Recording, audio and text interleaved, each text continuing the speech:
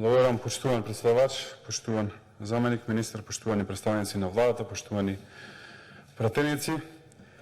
Драго ми е што денес и вчера ја имаме оваа јавна дискусија по однос на состојбата со откупот на грозјето.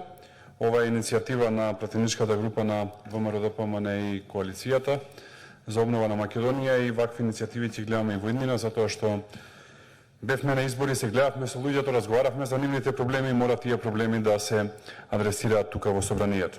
Во таа насока би сакал да ги поздравам сите забелешки кои што вчера ги дадоа најзасегнатите, тоа се здруженијата на лозарите, тоа се луѓето кои што имаат најмногу мака, и да најавам дека ќе предложиме на сите пратенички групи во собранието заеднички да изработиме едно решение кое што прво тие во вид на заклучоци од оваа јавна дебата кои што би ги понудиле на усвојување во собранието, а после тоа онаму каде што е потребно и законски измени. Навистина беше жално, тажно да се слушаат луѓето вчера. Ова што се случува во Тиквечко, во Валандовско, во Гевгелиско, во Росоман, навистина е трагедија, е катастрофа за луѓето. Цела година да работат и завршуваат на овој начин на кој што завршуваат. Навистина, мислам дека е една тажна слика. Јас и во кампањата зборував дека зелената мафија царува во Македонија и дека е таа која што ја јаде маката на македонските земјоделци. Ако кога почнуваше кампањата некаде во јуни месец, беше тажно да се гледа како се откупува 1 килограм краставици за 5 денари. Мислам дека уште потажно е да се гледа овие денови како се откупува 1 килограм грозија за 1,5 или 2 денари. Тоа е тажната вистина за Македонија. За да човек заработи 100 евра, кои што не се некои големи пари во Македонија, за жал, треба да продаде меѓу 3 и 4,5 илјади килограми грозија. Тоа е тажната вистина за македонските земјоделци. Јас очекував тука да го видам и претседателот на владата од две причини. Првата причина е затоа што е претседател на владата и е најодговорен во оваа држава за оно што случува, но втората, уште побитна, тој својот мандат го побара токму во 4-та изборна единица, каде што се спротивставивме 1:1. Тој беше носител на листата на СДСМ и коалицијата, јас бев носител на листата на ВМРО-ДПМН и коалицијата, и очекував да дојде тука за да заеднички поразговараме, затоа што тие луѓе влечиме легитимитет и тие луѓе гласаа и за ВМРО-ДПМН и коалицијата и за СДСМ и коалицијата. На денот на избор на влада кажав една реченица, ќе ја повторам и денес, а тоа е дека без разлика што Зоран Заев како носител на листата на СДСМ и коалицијата изгуби и во Кавадарци, и во Неготино, и во Демиркапија, и во Росоман, и во Гевгелија, фере да најде решение за овие луѓе, затоа што тие луѓе ги представува. Во таа насока сакам да прочитам 3 изјави. Првата изјава е од 27 септември 2016 година, кога Зоран Заев се уште беше во опозиција. И се што сакам да побарам од оваа јавна дебата и од оваа јавна расправа е само да ги примени работите кои што ги зборувал во 2016 година кога бил во опозиција. Првата изјава од 27 септември вели: бараме владата да направи интервентен откуп на овие 50 на милиони килограми црно и бело грозје, кои што се останати во Тиквешијата и во Македонија, за да бидат откупени. Се работи за инвестиција не повеќе од 10 милиони евра. Само на овој начин може да им се помогне на лозарите.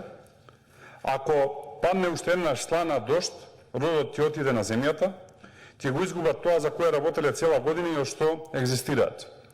Ова е последна година во Република Македонија во која лозарите ќе останат незаштитени. после декември државата ќе биде вклучена со интервентен откуп во организација на пласмано на земјоделското производство, вклучително и на грозјето, затворен цитат, Зоран Заев, 27 септември 2016 година. Истиот Зоран Заев, во еуфорија на кампањата во 2016 година, изборите беа на 11 декември, на 28 ноември вели: македонскиот земјоделец ќе биде достоинствен, а не како сега најсиромашен на светот. Има глобална поварувачка за храна, недозволиво е ова што се случува во Македонија. Овде сум да си го дадам зборот, да најавам светла иднина. Јас имам работено земјоделство, ова е последната реколта кога сте подценети и изгазени. Државата ќе гарантира откуп на грозјето и на сите земјоделски производи. Почитувани лозари, заврши времето на маката, на губење на достоинството, на честа и на почитта. Следната есен државата преку новата влада ќе го гарантира откупот на грозјето и ќе ја гарантираме цената на грозјето.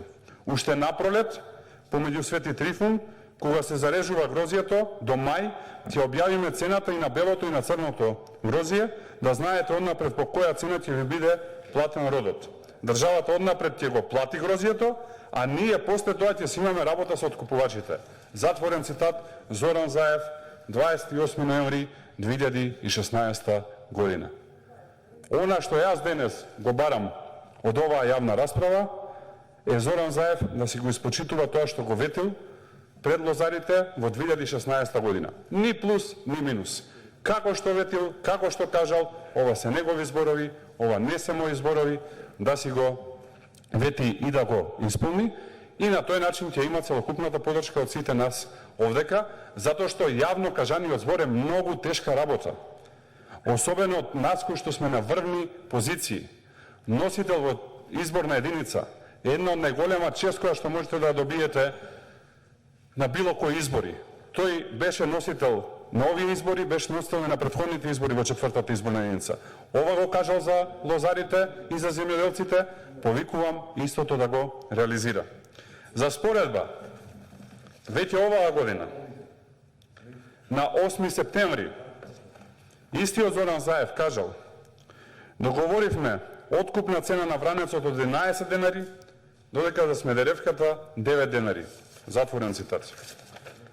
Пред мен имам белешки, едната е за вранец, 1,5 денар,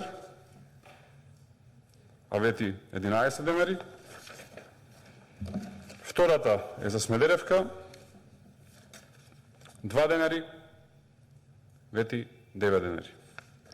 Значи, ни тоа што го ветува откако дојде на власт, не може да го реализира.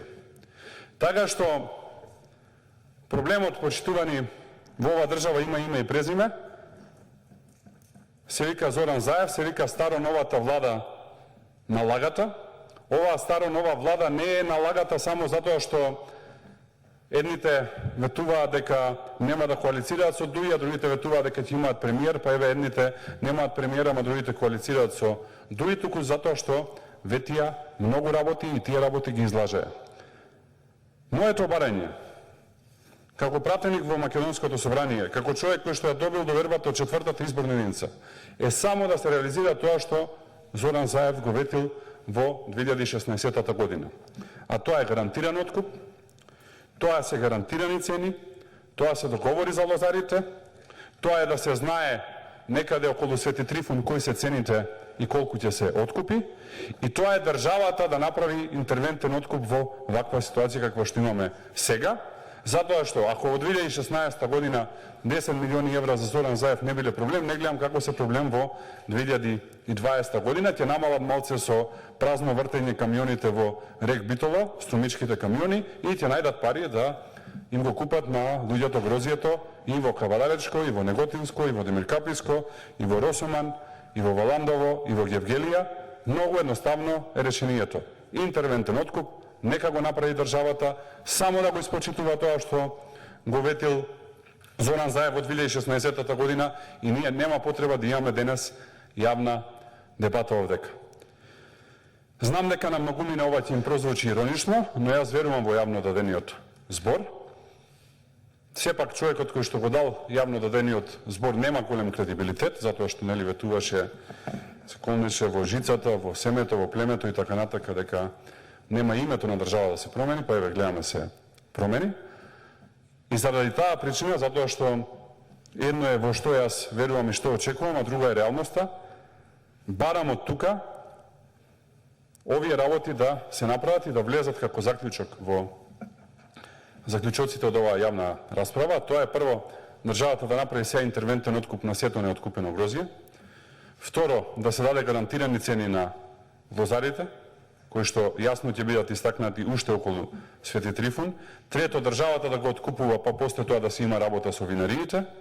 И четврта работа, да се направат соодветни измени во законските процедури за ова да може да се направи, а сега во моментов да се потрошат десетина милиони евра и да се реши проблемот. Значи го барам истото што Зоран Заев го ветил во 2016 година како тогашен опозиционер и носител на листа на СДСМ во четвртата изборна единица. На тој начин луѓето ќе немаат маки.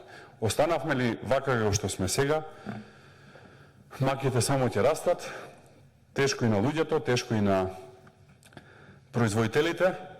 Мислам дека се помалку луѓе ќе се охрабруваат да произведуваат следната година или годината после неа и затоа треба да сме честни и да помогнеме на сите доколку сакаме да оваа држава оди напред. Ви благодарам на вниманието. Благодарам. Реплика има Марија